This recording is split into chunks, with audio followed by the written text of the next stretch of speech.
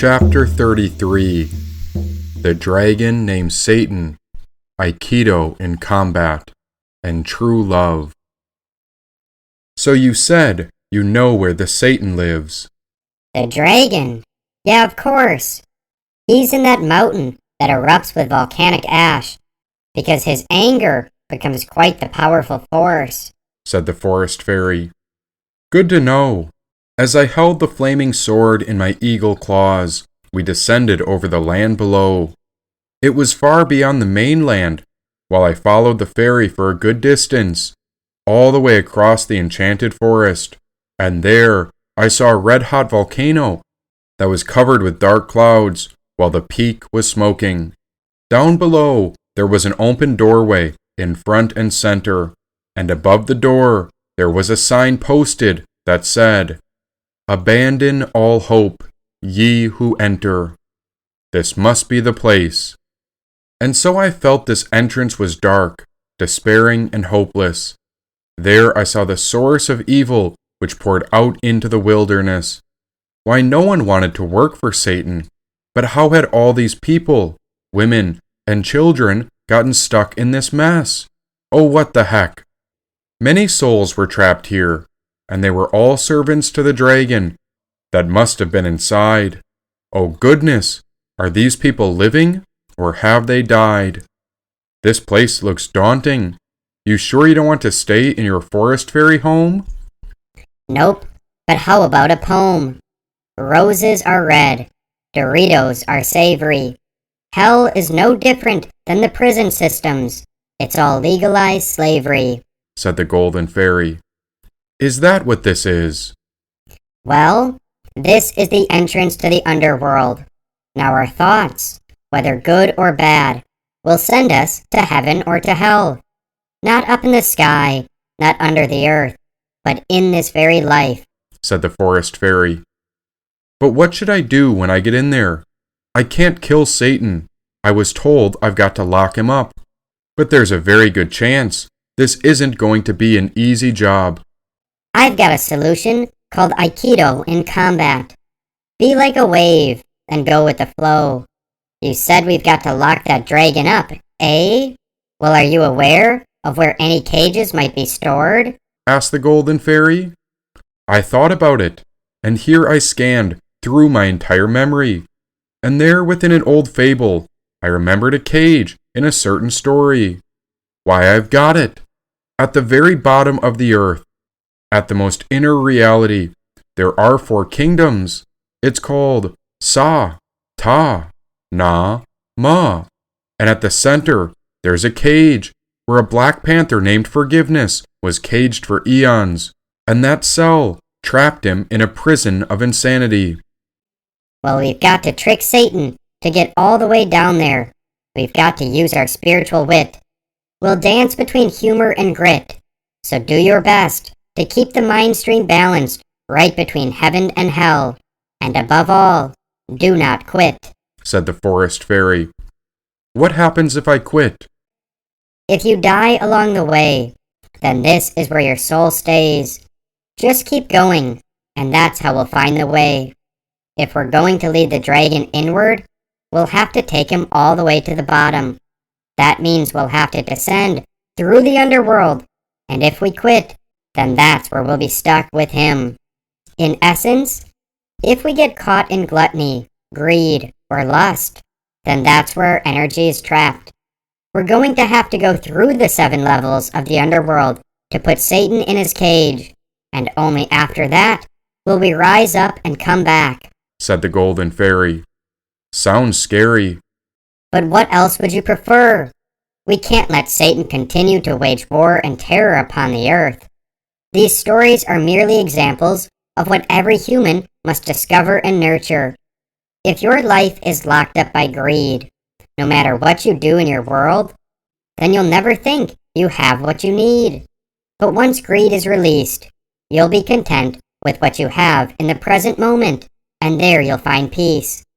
If you're caught in the layer called wrath, little things will often upset you, and it'll feel that in your life you're always under attack.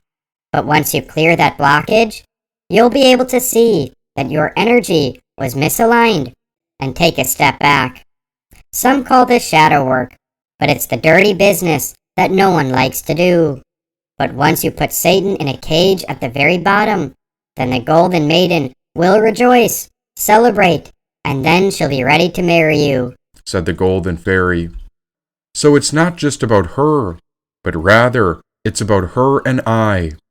It's about the union, and once you cage Satan, the union can carry your souls forever, even after your bodies die, said the fairy.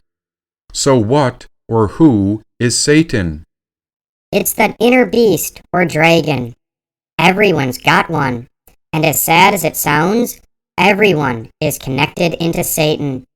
This dragon is the control and attachment to the ego, but the one who transcends this is their own hero. Ego transcendence is about organically getting over our fixation on personal investments instead of focusing on universal and collective benefit. To do this, we must first build a healthy ego, and second, recognize that we are totally interconnected with nature and all of its beings and phenomena. This is what the dragon named Satan doesn't understand, and so Satan is there attempting to dominate the land. Look at our world and see that Satan is not one person or thing, but rather Satan is an energy that exists within. When rulers bomb cities, or when governments poison citizens, that act of ruthless control is the essence of Satan. Whereas, if they let people be free, we would naturally find a way to bloom like flowers. But of course Satan, that dragon, and the ego is all about control and power. Everything we see outside is an extension of ourselves. As Hermes Trismegistus says, as within, so without, said the fairy. Then how can I clean out myself of this Satan so that I'm always pure and good? If you want to put fresh milk in a cup, you have to wash the cup first. Otherwise, the milk will turn sour.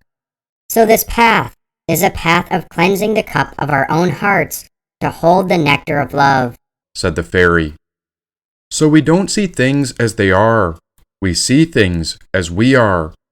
Yes, and isn't that beautiful and bizarre? When you're pissed at someone, you're actually upset at yourself. And when you can't love your partner, it's because you are blocked within your own self.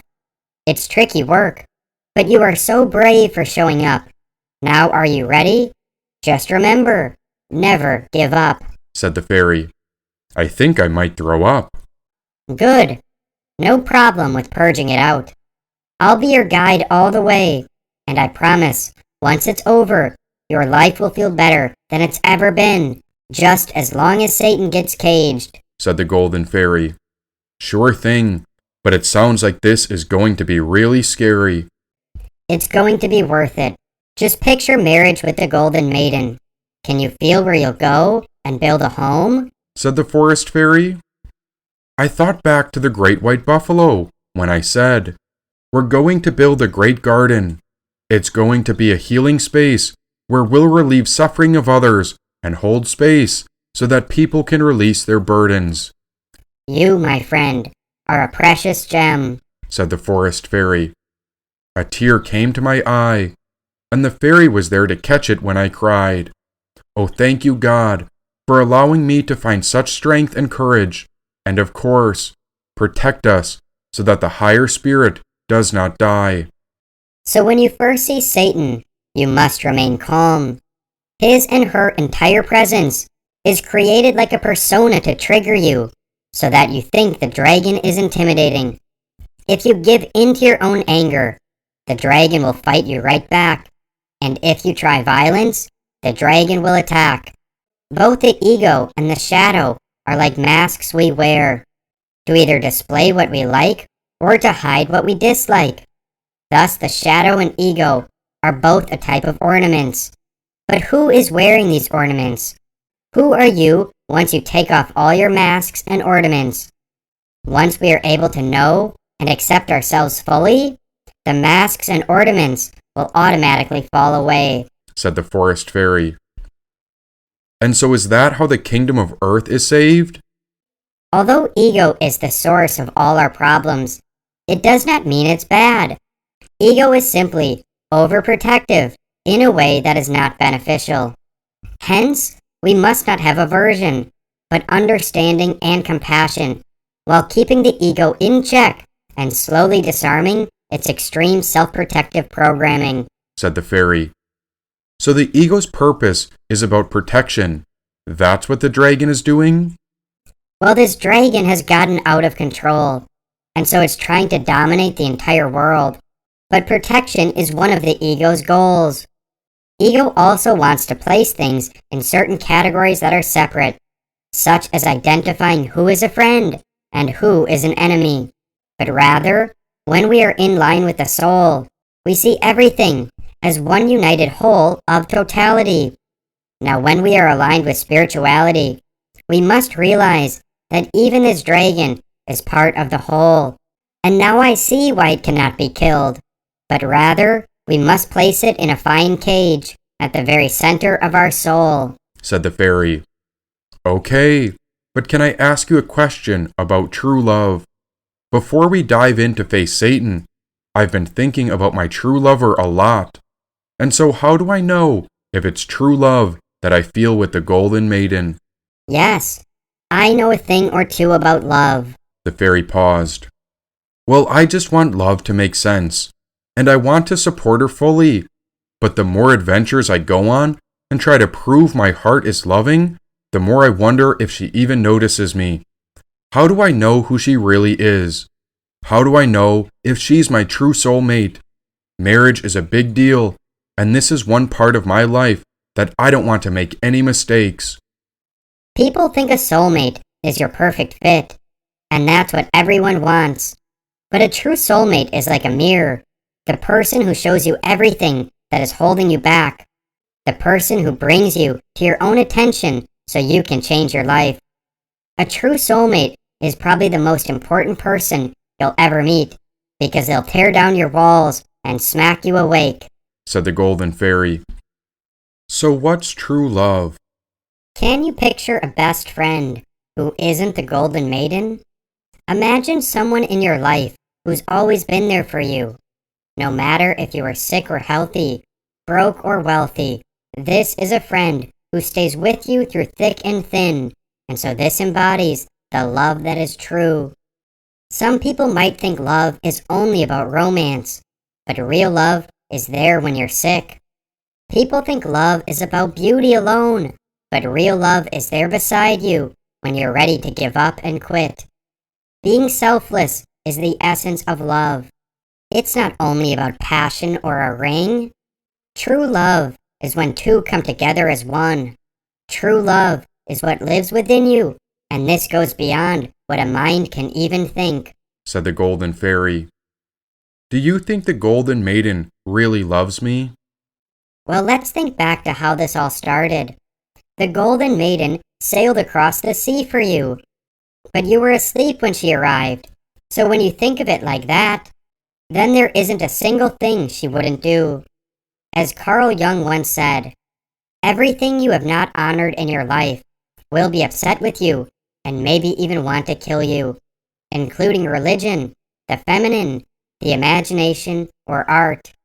If you haven't honored these things, even if they were really sweet when you first knew them, they won't be so sweet when you reopen them. Then you'll be scared, and you might write a poem with so much violence that you won't want to touch poetry again. So realize that the Golden Maiden has so much love for you, but she may be distant, because when you first met her on the raft, you were asleep and forgot. And so there are two warnings I offer. Because you forgot, there is a lot of hostility you have to go through to learn how to deal with that, because anger won't do you any good at all. Now you have to learn courtly love, manners, and how to talk to divinities in a polite way. And secondly, you have to learn that love with the Golden Maiden and yourself is still present in the world. It's not gone, so there's no need for despair. The love is in this world, but the problem is that you have to learn how to make your way through a lot of hard things that you may have never been taught if you want to rediscover that love," said the Golden Fairy. I see. So because I was asleep all that time ago, she really missed me. But since I missed that chance, I've got to go to the bottom of the underworld to reveal a sort of true romance? "Something like that. Now what do you say? Let's face this dragon that the world calls Satan," said the Golden Fairy. But is this a tale of torture and me getting destroyed? I thought I was the author of this story. "You are. So why not examine how redemption points us to the wondrous possibility that the conflicts that plague the world can be transformed by the nobility of the heat," she said. Right. Then this is a tale of life, rebirth, and redemption of the Sacred Heart. I'll make it up to the Golden Maiden, and I'll make sure she sees our love is visible in this art. And so I reclaimed my humanity. Of course, I still had the horns. There we walked through the dark entrance into the underworld while I held the flaming sword. All around us were people who were depressed and vacant, and they were heading out into the world's wars. These people were so dismayed as they were under Satan's spell, but I couldn't figure out what they were trapped for. Their posture was slouched, and they were only looking down. "Excuse me," I asked a stranger. "Is the dragon named Satan in there?" "Sure is, but he ain't never in a good mood," the man responded. "Yep, this is the place," said the Golden Fairy. And so if I was to title this part of the story, I would call it, I Need Help. Because as we entered the dragon's lair, I nearly shit myself. The beast was a giant, and there was no way I would ever come here on my own. But because I needed to prove to the Golden Maiden that our world was sacred, I was willing to enter into the unknown. I watched a train carrying people clank and rattle around the edge of the volcano on a lousy morning. I gazed absently at the dragon named Satan, where the train noises were interrupted by the dragon's screech. This Satan bellowed violent, incomprehensible curses. He was belligerent and drunk as he screamed and swung at a woman carrying a baby. The blow sent her spinning into the laps of an elderly couple. It was a miracle that the little boy was unharmed. Terrified, the couple jumped up and scuttled away to safety. But now the dragon named Satan tried to kick the back of the woman, but missed. And this enraged the dragon, and so he reached up to the volcano and tried to pull the ceiling down as if the entire structure would collapse. The dragon spewed fire, and all the trapped people here were terrified. Now I was fairly young, and in pretty good shape. I'd been doing a bit of training each day, and I liked to wield the sword and clear spiritual paths. I thought I was tough, but the trouble was that my combat skills were untested in battle with the dragon. As a spiritual student, I was told not to fight. Spiritual practice, my teacher said, is the art of reconciliation. Whoever has the mind to fight has broken the connection to the spiritual kingdom. If you try to dominate people, you are already defeated. We studied how to resolve conflict, not how to start it. Now I looked to this dragon, and I tried to avoid it, but I felt tough and holy. In my heart, however, I wanted an absolutely legitimate opportunity whereby I might save the innocent by destroying the guilty. This is it, I thought to myself. People are in danger. If I don't do something fast, more people will get hurt. And so I raised the flaming sword when the dragon named Satan saw me. Aha! A foreigner! You need a lesson in dragon manners, said the one named Satan. I held on to the sword overhead and gave him a look with disgust and dismay. I planned to take this giant turkey apart with the flaming sword, but he had to make the first move. I wanted him mad, so I pursed my lips and blew him a kiss. All right, he hollered. You're going to get a lesson. He gathered himself for a rush at me, but a fraction of a second before he could move, Someone shouted. "Hey!" said the fairy's voice. It was ear-splitting. I remember the strangely joyous lifting quality of it, as if you and a friend had been searching for something and suddenly stumbled upon it and said, "Hey!" I wheeled to my left, and the drunk dragon spun to his right, and we stared at the tiny golden fairy, immaculate in its radiance. The fairy took no notice of me, but beamed at the drunk dragon as if she had a secret to share. "Come here," said the fairy. "Come here and talk with me." The big dragon followed as if on a string. He planted his feet belligerently and roared above and said, Why the hell should I talk to you? The drunk dragon had its back to me, and if he moved as much as a millimeter near me, I'd drop him in his scales. The fairy beamed at the dragon. "What you drinking?" she asked, her eyes sparkling with interest. I've been drinking sake, and it's none of your business, said the dragon. Flecks of spickle spattered the fairy. "Oh, that's wonderful. I love sake too. You know, me and my old father, he's 76, you know. We take our little bottle of sake, and we sit in our garden on a bench, and we watch to see how our persimmon tree is doing. My grandfather planted that persimmon tree, and we've been very concerned about it after the ice storms last winter. But you know, it's done better than you could expect when you consider the poor nature of the soil.